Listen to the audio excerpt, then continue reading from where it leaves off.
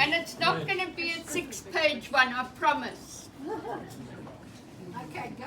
No. Wait, hang on, they're coming. They're coming.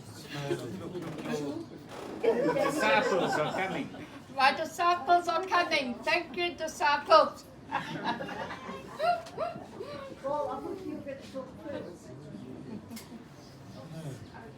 Dad can go after me. We better get the champagne out then. Well, everybody's got a drink. Can you just take the screen and stand if you want? Okay.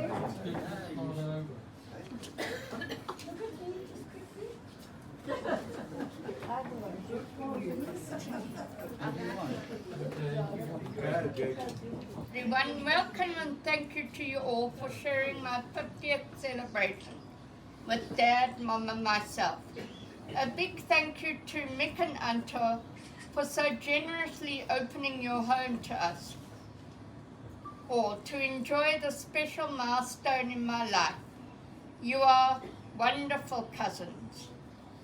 Words cannot express my love and appreciation to my mum and dad for being there for me all these years, through the good and the hard times, and always encouraging me to be the best I could be, never giving up on me and believing that nothing, but absolutely nothing, was beyond my reach. Just to think that the doctor said I might not last the night. I am so lucky to have such a supportive family and wonderful friends, many of whom are unable to be with us today, but I know will be thinking of us. I am thrilled to have my Uncle Derek, my godfather, with us today, and know that my adoptive godparents, Donna and Rusty in Canada, will be thinking of us. I must give grateful thanks to my friend Wendy, who helped me so much with organizing the party, and also Heather and Karen for their help today. Extra special thanks to Auntie Yvonne for helping Mom with the beautiful flowers and for being there to help whenever needed. You are a star.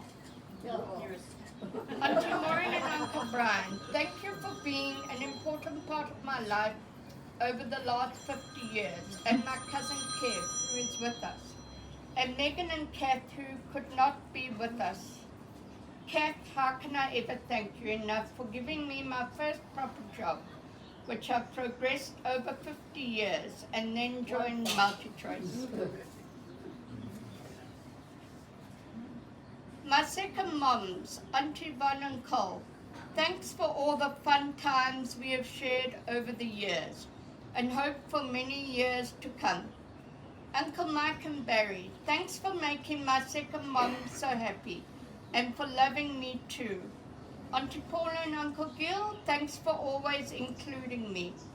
I could say much more, but we are here to party, so let's just do that. Love you all.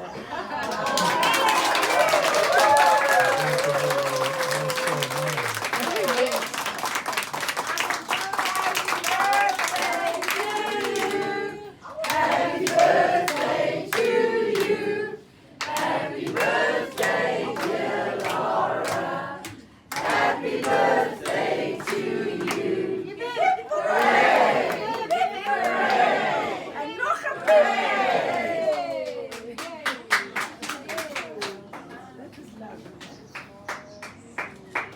Another one. Helen.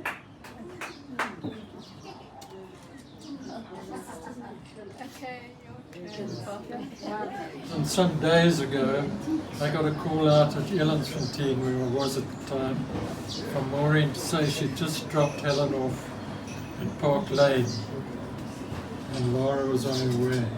I eventually got there about 5 in the afternoon, went through a really tedious birth situation.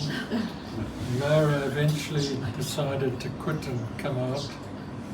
It gave up 9 months of enjoying ballet concerts and teaching ballet every afternoon for 9 months. And really thought, well, looks like it's over, so I'm out of here.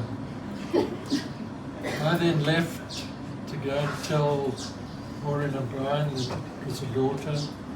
And as I left, the specialist, doctor, said, we don't think she's going to last a month, last the evening. I think Lara heard it. She said, bloody hell with that. Check me out later and see how I go. Lara just developed from strength to strength. It was a fantastic baby. She never started walking, but started crawling on her backside, sliding around, and then one day she said, this isn't getting me anywhere, and stood up and started walking. Now I get on to the birthdays. We had fantastic birthdays all over the place. I think one that sticks in mind is when we were touring the States in '84, and we eventually got to Syracuse, where a good friend and tutor for Lara existed, Diane Minnow, who'd lived in South Africa and had gone to America and lived in Syracuse. And while we were there for a couple of days, Lara turned 12. It was a fantastic evening, and actually at that stage, the ticket we'd got for her, which was for under 12 children, became null and void. That didn't matter because we were going through to Canada. We had a bit of a problem going to Canada because they said all the schools in this area are still open. What is this child doing with you travelling at this time? So it took us some time to explain that we're actually from South Africa. The holidays are different to what they are here. The next holiday was when she moved from Forest Town School, and first she went to Tabili Nursery School. Every kid who grew up in Blairgowrie went to Tabili. There's no doubt about that. And when Lara was taken the first day, she got out of the car and just ran through the front gate and was happy as hell to get there. Yes, I know. And Lara called, and Helen called out, you haven't said goodbye yet. And every other kid was crying their eyes out, hanging onto their mother's skirts. Not Lara, she was in there like then she went to Forest Town and eventually changed from Forest Town to Grantley College, which was in those days in the northern part of Alton. Yes, Sunnyside. Wasn't Sunnyside. It was a bit of a pain taking her to work every day, I mean to school. Because I then had to double back to get into Grantfontein to get down into the south of Joburg.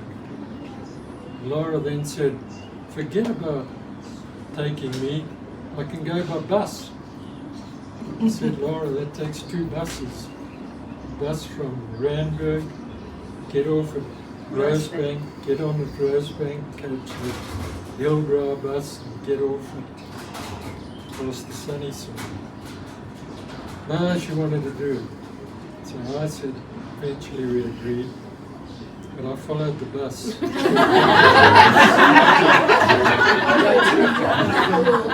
From a distance, I watched her get off the line, walk across the road with the crossing lights, get on the next bus, and off she went. After 2 or 3 days, I said, well, the hell with it. She knows exactly what she's doing, so let her do it. Then she had a party with a whole bunch of friends from Grantley, and they were of all race groups in the country. It was a fantastic party. They all slept They over. all slept over.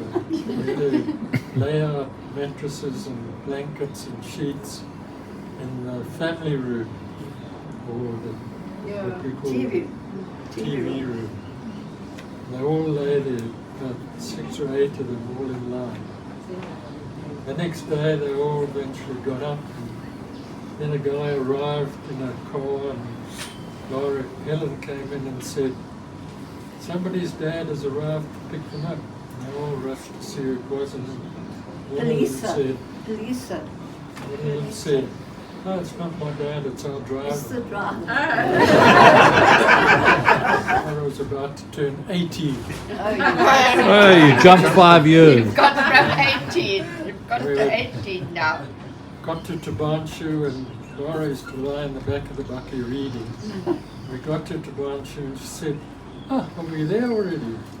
We said, no, we were at the casino in Tabanshu. No. Goody! No, we didn't tell her. She was wearing that a we were going to stop little the pink night. t-shirt and a pair of shorts Small midriff t-shirt and short. and a pair of tackies or sandals or whatever. And she was into the casino like this. With Helen behind. But they wouldn't let me in. She'd only gone about 5 steps. And the guy said, hey, stop, come here. You can't come in here. Out of the back pocket comes her ID card and says, I'm 18. Today. I said, okay, in you go. I don't know if you won anything though. Not finished yet. How are you? Where is the next important? Next one's like 21st, 48. 21st was at our place. Oh, I don't remember that. And the was just- Spanish 40th dancers. was at Spanish Megan's. dances. What was it? 21st you had Spanish dances. Not 21st. You Can't danced there. remember. I remember. Sorry. No, Wayne left Not bad. Not I bad. can't remember where the Not bad. last important one was. Did I write it in there? Oh well, the next important one was the 50th, which is today, and here we are.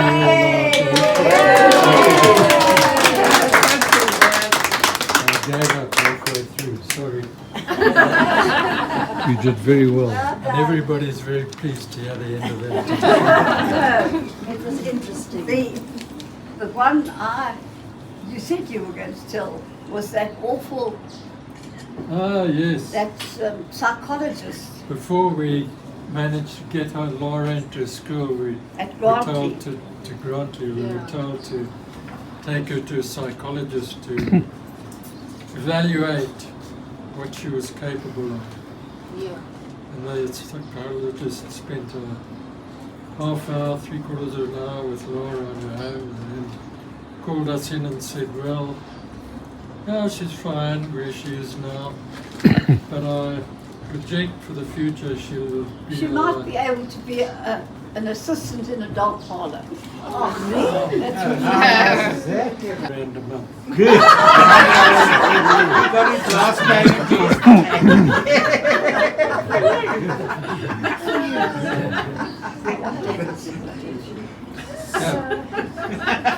There were other historical moments, I can tell you. But then you'll be here all night. Before you go, can I please just say, I just want to say to you, Helen and Wal, don't ever underestimate what you have done. Yeah. To get Lara to 50 years today is like a miracle.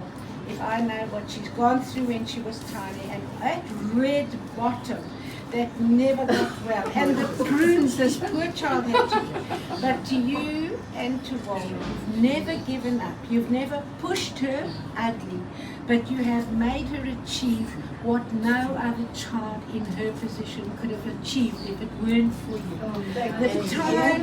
The times that there was no hope. There was the time, I have to tell you, my worstest time. We had to take Lara to get a new eye at, I think it was Louis Truffaut. And we went happily in, and I think he made the eye, and then she had to have the assessment. It was in And then she said, Tanin. Tanin. And then she said, you said to her, now Lara, you'll be able to get a driver's license. And this lady said, Lara will never drive. She'll never be able to drive a car. And Helen came out of that car and out of that place, and she got into the car and she said, Lara will drive. And you know, it wasn't that she pushed No. and her pushed her. We When waited Lara for her was to ready ask. to say she would drive, they taught her to drive. And that was the type of mom and dad that Helen and Wal have been all these years. So I salute you as parents, and I'm sure because of all of us, we have to say the same. Well done, guys. Yes.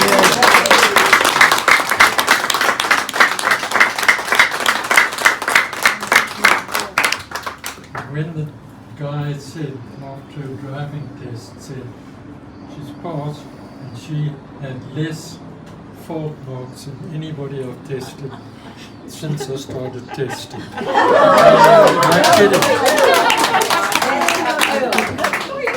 I taught her.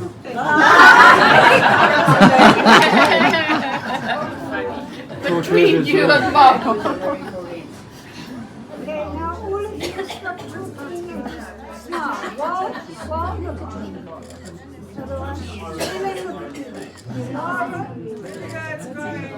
Happy birthday to you. Happy birthday to